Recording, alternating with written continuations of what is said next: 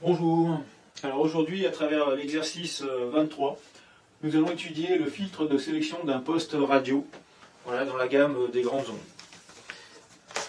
Alors, il y a une petite étude préliminaire pour l'étude de ce filtre qui commence ainsi.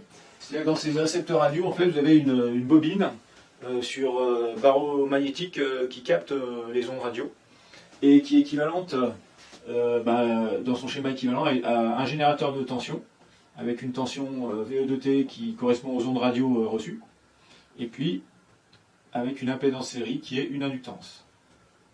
Voilà. Comme ça. Alors cette inductance n'est pas totalement parfaite non plus.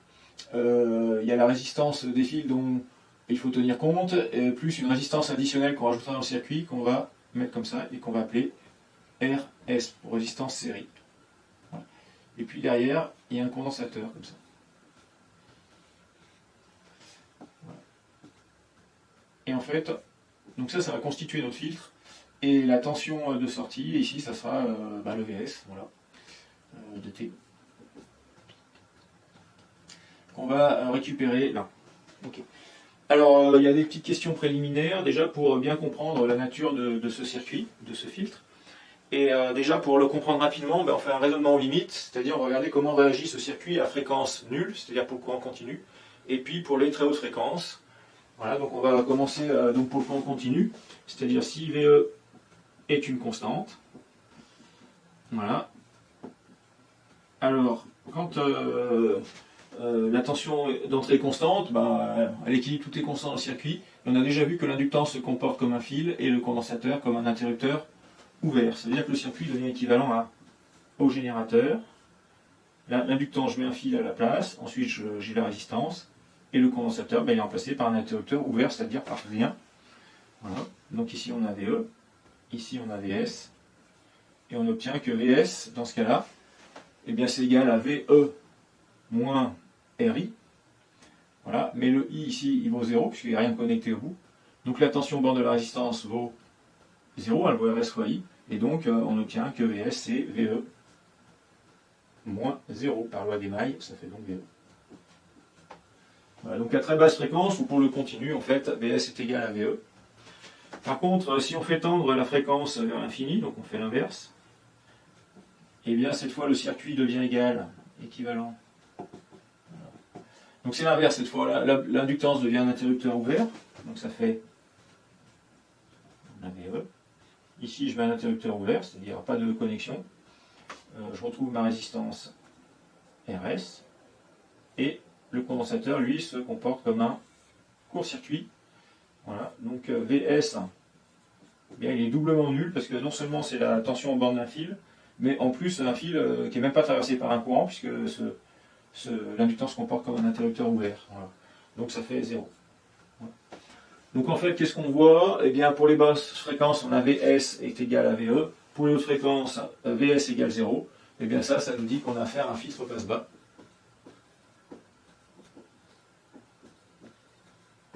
Parce qu'il laisse passer les basses fréquences et il atténue les hautes fréquences.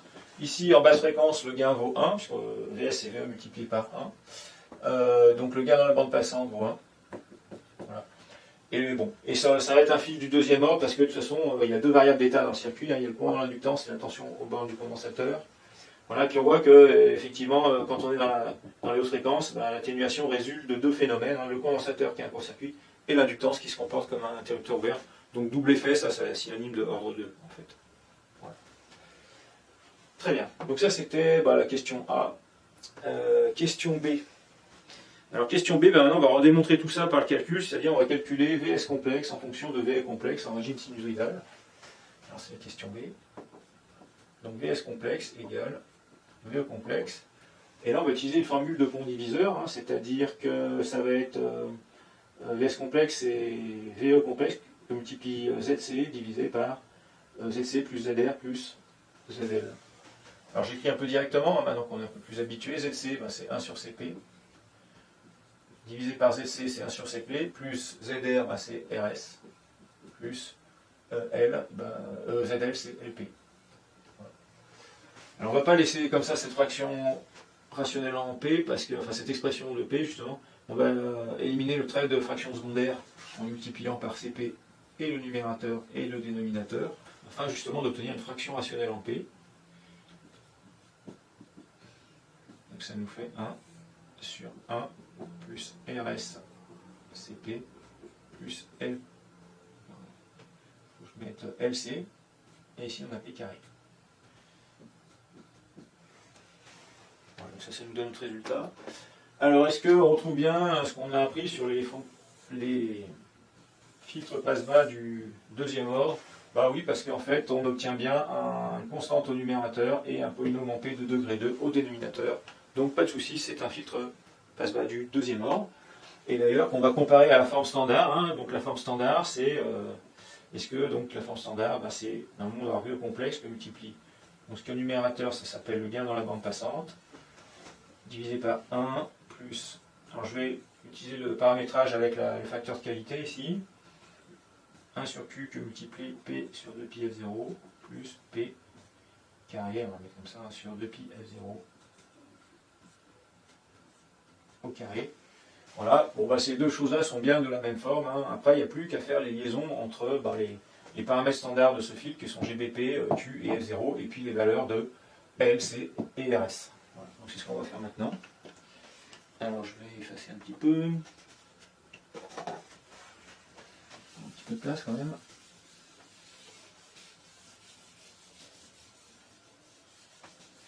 Donc pour obtenir ça, on va procéder par identification.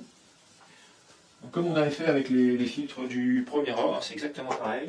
Déjà, première chose, mais là c'est tombé spontanément, il faut bien que le polynôme du dénominateur commence par une constante qui vaut 1. Et dès qu'on a ça, ben, tout est comparable directement. C'est-à-dire que la première chose qu'on peut comparer après très facilement, eh bien, c'est que le GBP ici, il va correspondre à 1. Voilà, ces deux choses se correspondent, ça et ça. Et donc en fait, de ça, par identification, on obtient assez instantanément que GBP égale 1. Alors c'est pas un scoop, puisqu'on l'avait déjà déterminé ici, ça. On l'avait déjà vu ici. Ensuite, deuxième identification qu'on va faire, enfin, oui, on va identifier ce terme-là, en P carré, qui doit correspondre à celui-là. Alors, ça donne quoi, la deuxième identification? Eh bien, ça nous donne que LC fois P carré, ça correspond à P carré sur 2pi F0 au carré. Le tout au carré. Pas que le F0, le tout. Donc là, ben, on a quelques P carrés qui s'éliminent de chaque côté, évidemment, puisque c'était deux termes en P carré. Donc là, l'idée, c'est d'isoler F0 pour avoir l'expression de F0 en fonction de L et C, simplement. Allez, on fait ça.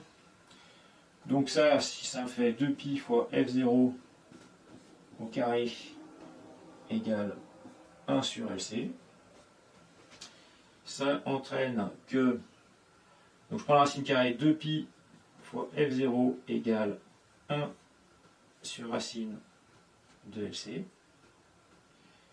et ça entraîne que F0 est égal à 1 sur 2pi racine de LC. Voilà, donc ça nous donne la formule qui permet de calculer la fréquence de coupure F0 et cette fréquence de coupure de résonance. Et cette fréquence de résonance ne dépend pas de RS, elle dépend que de L et de C. Et dès qu'on a des circuits de type LC, c'est toujours cette formule qui ressort. Hein, quelle que soit un peu la manière dont on agence l'inductance et le condensateur. Voilà, et puis on va faire la dernière identification. J'ai gagné un peu de place. Ici. Je vais raccourcir le condensateur. On fait un petit VS. Voilà. Allez, la dernière identification, eh bien, qu'est-ce qu'il nous reste à identifier? Le dernier terme, c'est le terme qui est là au milieu, qui va correspondre à celui-là. Voilà, donc là, je vais faire cette correspondance. Alors, ce truc-là, ça nous donne RSCP égale 1 sur Q que multiplie P sur 2pi F0. Très bien. Bon, les P se simplifient, ça on le savait, ça allait s'en aller. Et de ça, je vais en sortir la valeur de Q, le facteur de qualité. Donc ça donne Q égale 1 sur RSC que multiplie 1 sur 2pi f0. Alors on pourrait le laisser comme ça, mais on va, parce que f0 on l'a déjà, en fait on l'a déjà calculé ici, et en fait qu'est-ce qu'on peut voir ici? 2pi fois f0 c'est 1 sur racine de LC. Donc ce 2pi fois f0 je peux le remplacer par 1 sur racine de LC, donc ça va me faire directement égale 1 sur RS fois C. Voilà, donc l'inverse de 1 sur 2pi f0, si je prends l'inverse ici, ça me donne l'inverse de l'autre côté, donc ça donne racine de LC en fait. Donc là je mets racine de LC. Voilà, et ça, il y a des petites simplifications. Alors, je pourrais le faire directement, mais bon, j'explique un peu du mieux que je peux. Ça fait 1 sur RS, que multiplie le C, C c'est racine de C fois racine de C. Et la racine de LC, c'est racine de L fois racine de C. Bon, j'écris mal. Racine de C. Voilà. Pourquoi je fais ça? Parce qu'on voit que les racines de C ici se simplifient une fois, et il reste racine de LC. 1 sur RS racine de LC égale 1 sur RS racine de L sur racine de C, pardon. Donc on regroupe sur la même racine, ça fait racine de L sur C. Voilà, on pourrait retenir cette formule, mais on va la retenir sous une forme un peu plus compacte. Ici, on va en déduire Q égale ZK sur RS, voilà, avec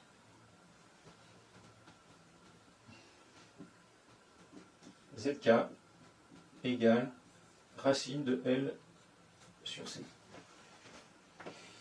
Voilà. Donc, ça, c'est le facteur de qualité. En fait, c'est le rapport de deux grandeurs homogènes à une résistance. Et ce ZK, en fait, ça s'appelle l'impédance caractéristique du filtre LC. C'est pour ça que je la note comme ça.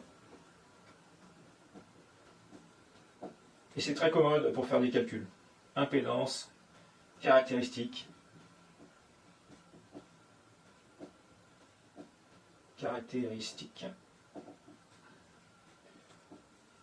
d'un circuit LC. Voilà. Et donc, voilà, le facteur de qualité, c'est le rapport entre RS et ZK. Voilà. Et si RS est nul, d'ailleurs, ça fait un facteur de qualité infini. C'est normal parce que RS, en fait, c'est ce qui consomme de l'énergie dans le circuit, et donc qui va amortir les oscillations potentielles qu'il va y avoir si on a une résonance dans le circuit. Voilà. Donc cette formule-là, on va l'encadrer aussi parce que finalement, elle a son importance. Ok. Voilà, à partir de là, on est quand même pas mal armé pour concevoir le filtre de sélection d'un poste radio. Il nous manque juste une petite info. Je crois que c'est indiqué, donc ça c'est dans la question D. Voilà. Un truc qui est très commode, c'est de voir que la fréquence de résonance, c'est-à-dire quand f égale f0, c'est justement la fréquence pour laquelle l'impédance de l'inductance devient égale à l'impédance du condensateur, égale à ZK. Donc on va démontrer ça, puisque ça nous sera utile par la suite pour choisir les composants. Allez, on va effacer un petit peu. J'aurais aimé peut-être garder un peu ma fonction de transfert. Bon, je la réécrirai si j'en ai besoin. On la réécrira dans un coin. Alors, pour f égale f0. Alors, l'impédance de l'inductance, c'est-à-dire son module. D'accord. Donc ça, on l'a déjà fait 50 fois. On sait que ça vaut L oméga, c'est-à-dire L fois 2pi f0. Égale L que multiplie. Donc on a dit que 2pi f0 ici, c'était 1 sur racine de LC. Ben, j'en place. Ça fait 1 sur racine de LC. Égale. Donc le L ici, je peux l'écrire racine de L fois racine de L. Le tout divisé par racine de L fois racine de C. Si j'éclate la racine qui est en bas. Et donc ça nous fait, les racines de L s'en vont ici. Et il nous reste racine de L sur racine de C, c'est-à-dire racine de L sur C. Et ça, racine de L sur C, c'est justement la définition de ZK qui est ici. Donc pour f égale f0, ZL égale ZK. Allez, on écrit. Bon. Maintenant, on va faire pareil, mais pour ZC. Donc voilà, bon, ça c'est terminé. Ensuite, on fait le module de ZC. Alors, module de ZC, pareil, c'est module de 1 sur JC oméga, c'est-à-dire 1 sur C oméga, c'est-à-dire 1 sur C fois 2pi F, et là comme on a la fréquence de résonance, on met F0. Et c'est pareil, hein, le 2pi F0, le 1 sur 2pi F0 ici, il est égal à racine de LC. Pareil, si on prend les inverses de chaque côté, donc ça nous donne 1 sur C, que multiplie racine de LC. Voilà. Alors ça nous fait donc du racine de L fois racine de C, si j'éclate le racine de LC qui est ici, et le C qui est en bas, eh bien c'est racine de C fois racine de C, ce qui permet de simplifier par un racine de C au numérateur et au dénominateur, égale donc racine de L sur racine de C, ce qui fait bien racine de L sur C, ce qui est bien égal à ZK. Donc on a tout ça en poche, il faut mémoriser ces quelques formules. Surtout en fait, celles qui vont nous servir, c'est celle-là et celle-ci. Voilà, ces deux-là. Donc on va les encadrer, comme ça on s'en souviendra bien.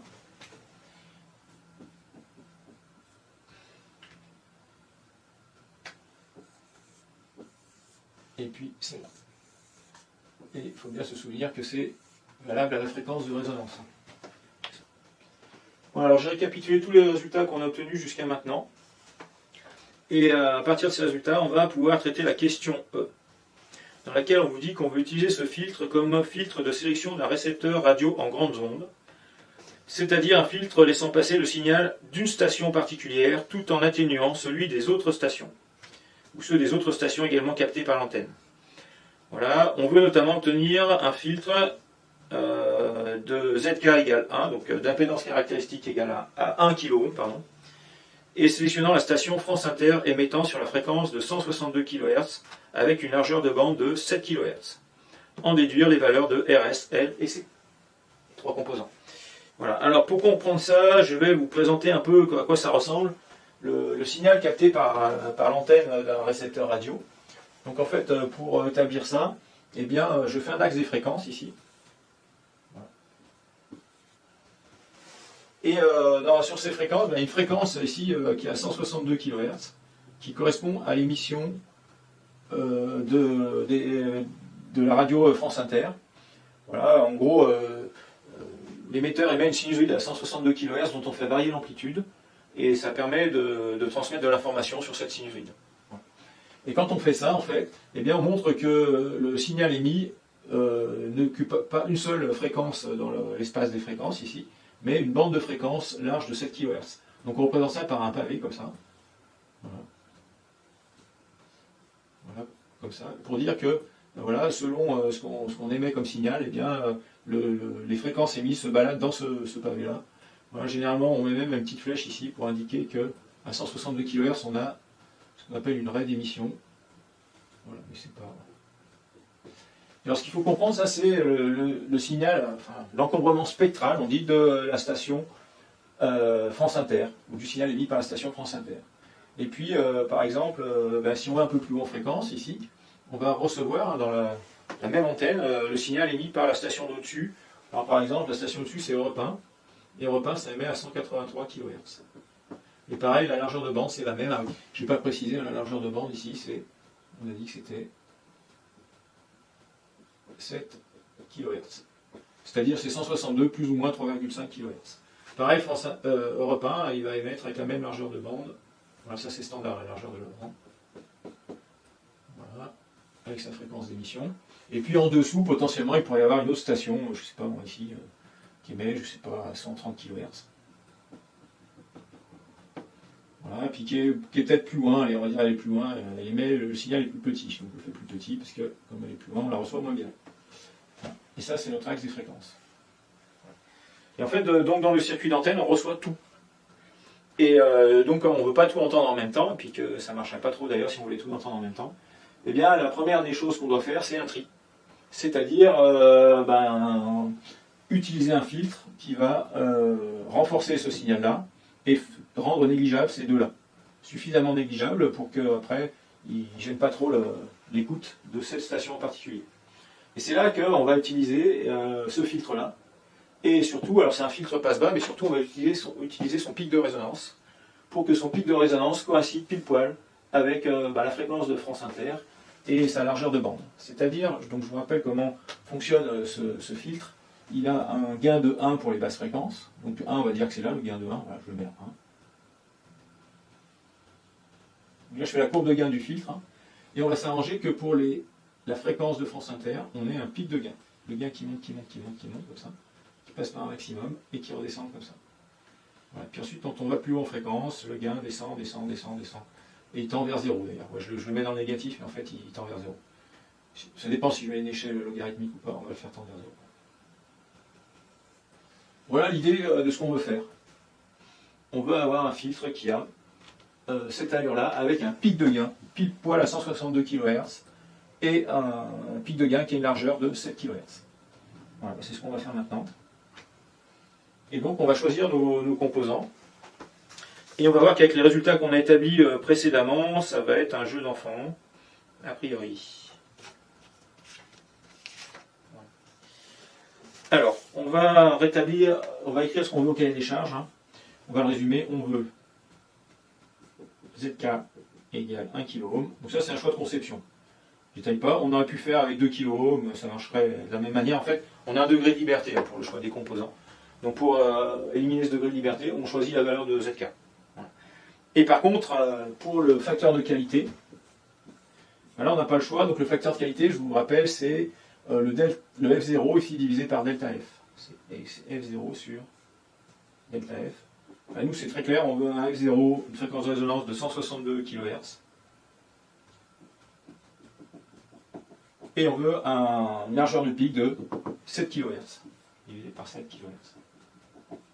Donc en fait, ça veut dire quoi? Ça veut dire qu'on veut viser un facteur Q, facteur de qualité qui vaut 23,1. Alors on pourra mettre 23, je n'arrondis pas, mais 23 ça marche aussi, il n'y a pas de souci. Ben voilà ce qu'on veut, et en fait il faut qu'on se débrouille avec toutes ces relations pour obtenir les valeurs de L, C et RS. Alors ce qui va nous être le plus utile, eh bien, pour obtenir L et C, c'est ces deux expressions-là. Voilà. Donc vous allez voir, pour avoir L, voilà, je mets L pour l'interrogation, mais on va écrire ça égal à ZK. Parce que ZK on le connaît, et module de ZL à fréquence de résonance, ben, on sait ce que c'est, c'est L oméga, donc L fois 2πf0, égale ZK. Voilà, cette écriture-là, je l'écris comme ça. Et c'est très pratique parce que ZK je le connais, et F0, ben, on sait... Ah oui, j'ai oublié de dire, ce qu'on veut, c'est que F0 égale à 162 kHz aussi. Mais c'était tellement implicite. Donc la fréquence de résonance correspond à la station recherchée. Voilà. Et bien donc il n'y a plus qu'à retourner la formule, et on obtient L égale ZK sur 2π F0. Je vais la faire en dessous l'application numérique, même si ce n'est pas très pratique. Ça fait L égale, donc ZK on a dit que c'était 1000 ohms, divisé par 2π, divisé par F0 qui vaut 162 000 Hz. Voilà, je l'ai fait, on trouve 982 micro-henry.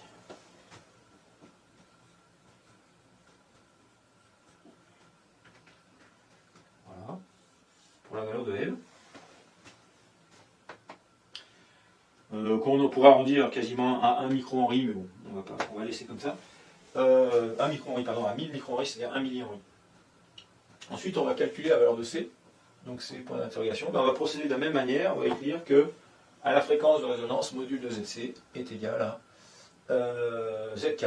Donc module de ZC, c'est 1 sur C qui multiplie 2π F0 égale ZK. Voilà. Alors j'ai mieux fait de l'écrire à l'envers, parce qu'en fait, il faut que je le retourne. Alors c'est pas grave, ça fait 1 sur 2π F0 fois ZK égale C. Voilà, donc il faut ça, on retourne la formule, ça fait, enfin on a isolé C, c'est bon. Donc une fois que j'ai isolé C, ben, je le calcule, ça fait C égale 1 sur 2π fois 162 000 fois 1000. Voilà, et là moi j'ai trouvé 982 picofarad. 982 picofarad, soit quasiment 1 nanofarad. Voilà, j'ai la valeur de L et de C, il ne me manque plus que la valeur de RS. Alors RS, ça va être très facile, parce que, ouais, on va le faire comme ça, donc RS. Voilà. Il suffit d'écrire cette formule, et on voit que la seule inconnue, c'est RS. Hein. Q égale ZK sur RS. On retourne la formule pour isoler RS, et ça fait RS égale ZK sur Q. Donc l'application numérique, ça fait 1000 ohms sur 23,1, puisqu'on a dit qu'on voulait 23,1 ici pour le facteur de qualité. Et donc, application numérique, RS égale. Donc moi j'obtiens 43,3 ohms.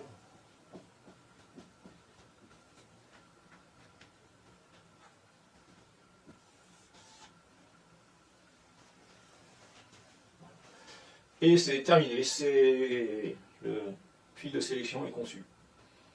Voilà, on a toutes les valeurs. Alors en pratique, le 43,3 ohms,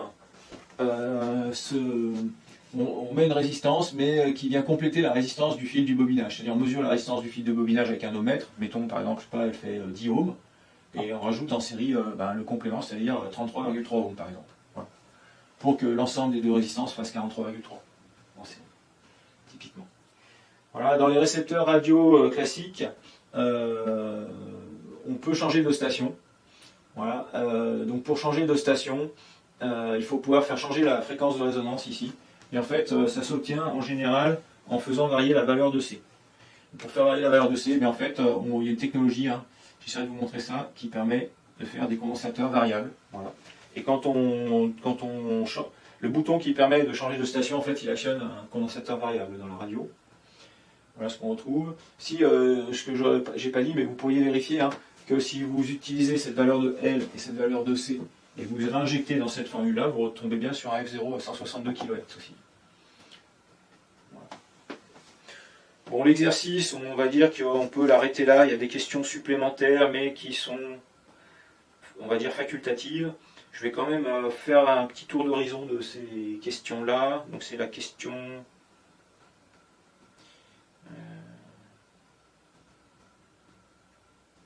Voilà.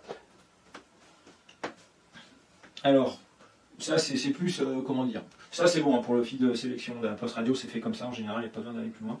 On va parler d'amortissement parallèle, c'est-à-dire qu'actuellement, l'amortissement de ce résonateur est fait par une résistance série. Et en fait, on peut obtenir la même chose en mettant une résistance qui va pomper de l'énergie sur les oscillations potentielles, mais une résistance qui, au lieu d'être en série avec tous les composants, va se retrouver, il ne faut plus que je la mette là, pardon, va se retrouver en parallèle. C'est-à-dire qu'en fait, ici, on met le condensateur, voilà, et ici, on met la résistance que je vais appeler RP pour résistance parallèle, parce qu'elle est en parallèle sur le condensateur, et puis on peut l'avoir aussi en parallèle sur l'inductance, dès qu'on éteint le générateur, en fait. Voilà. Alors, quand on fait ça, ça change la fonction de transfert. Alors, ce circuit, on l'a déjà étudié, c'était l'exercice, on l'a fait déjà, donc je ne sais pas si ça vaut le coup. On ne va pas refaire le calcul, mais c'était l'exercice, c'était avec le 15. Ouais, c'était l'exo 15. Ça, c'est le circuit de l'exo 15, en fait. Voilà. Donc, c'est pas la peine de refaire les calculs. Le seul truc qui changeait, c'est qu'ici, au lieu d'avoir RS fois C, on a L sur RP. Et ensuite, on fait les identifications. Là, le F0, c'est le même, il ne bouge pas.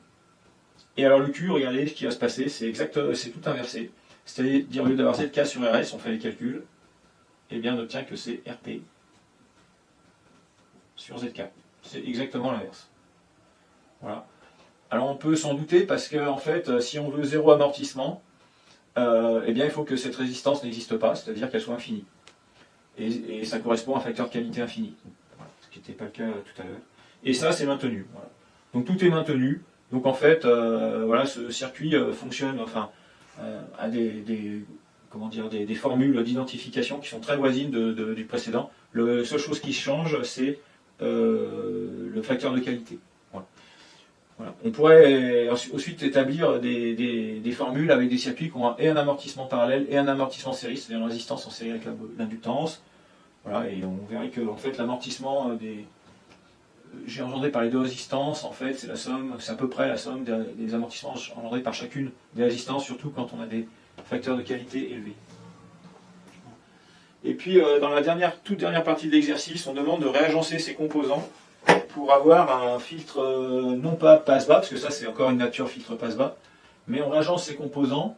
Donc on va repartir du filtre qu'on avait à l'origine. Et on va réagencer les composants pour avoir non pas un passe-bas, mais vraiment un passe-bande. Parce que bon, ici, finalement, on avait un filtre passe-bas, hein, mais qu'on a utilisé comme filtre passe-bande parce qu'on a exploité le pic de résonance, hein, avec un facteur de qualité assez élevé. Alors c'est juste pour montrer comment on peut faire un vrai filtre passe-bande du deuxième ordre. Et il suffit de réagencer les composants. Donc notre circuit de départ, je le refais, hein, c'est VE. L'inductance, la résistance série comme ça, et puis le condensateur. Voilà. Et puis on avait le VS ici. Voilà.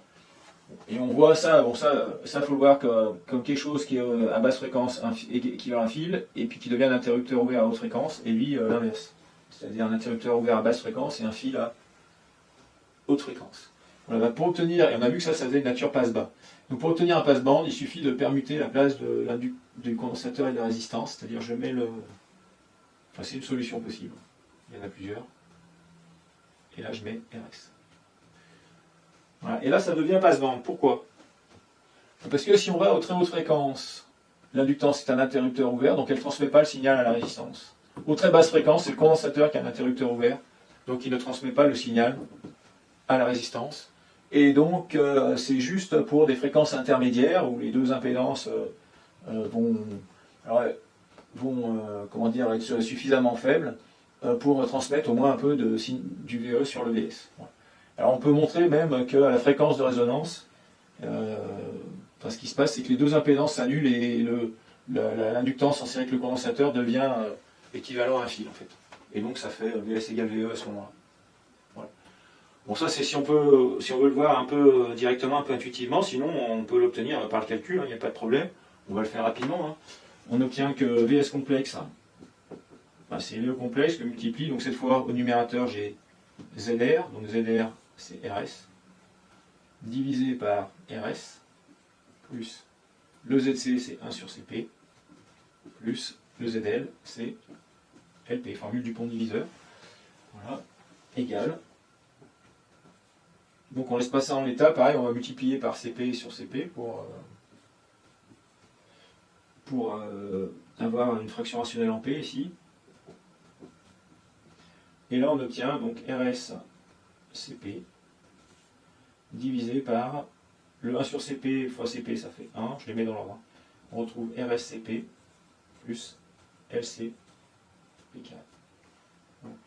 Et là, on voit qu'on a bien affaire à un filtre passe-bande du deuxième ordre parce que le numérateur est bien un polynôme de degré 2 et le dénominateur est un polynôme de degré 2 et le numérateur est un monôme en fait en P simplement. Voilà. Il n'y a qu'un seul terme en P, voilà, qui correspond bien au filtre passe-bande du deuxième ordre qui était donc dans sa forme standard, hein, je vous l'écris, c'était VE complexe, je multiplie un gain ici, P sur 2pi F0. Et puis là, on trouve notre truc classique, 1 plus 1 sur Q, P sur 2pi F0 plus P carré sur 2pi F0, le tout carré. Donc c'est bien de même nature, ces deux choses-là. On montrerait très facilement que F0, c'est 1 sur 2pi racine de LC. Voilà, Q, on retrouverait que c'est non pas ça, mais ZK sur RS. Et on pourrait calculer la valeur de ce gain qui n'est même pas le gain dans le bande passante. Voilà. Alors, rapidement, quel est l'avantage de ce filtre-là par rapport à, non pas celui-là, mais je vais remettre celui qu'on avait au départ. Enfin, même s'ils sont assez voisins de toute façon. Peu importe. Est-ce qu'il y a un avantage ou pas, avantage, inconvénient pour faire notre filtre de sélection de poste radio? C'est quoi la différence?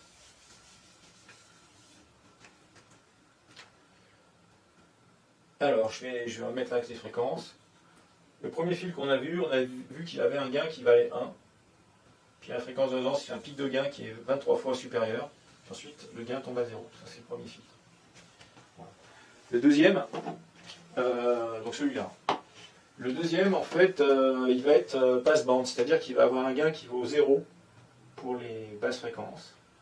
Voilà. Mais au milieu de sa forme, par contre, lui, alors, c'est pas comme ça. Celui-là, on a vu que, j'ai dit tout à l'heure, hein, que pour la fréquence de résonance, on aura simplement Vs égale VE, c'est-à-dire qu'on aura un gain de 1 maximum.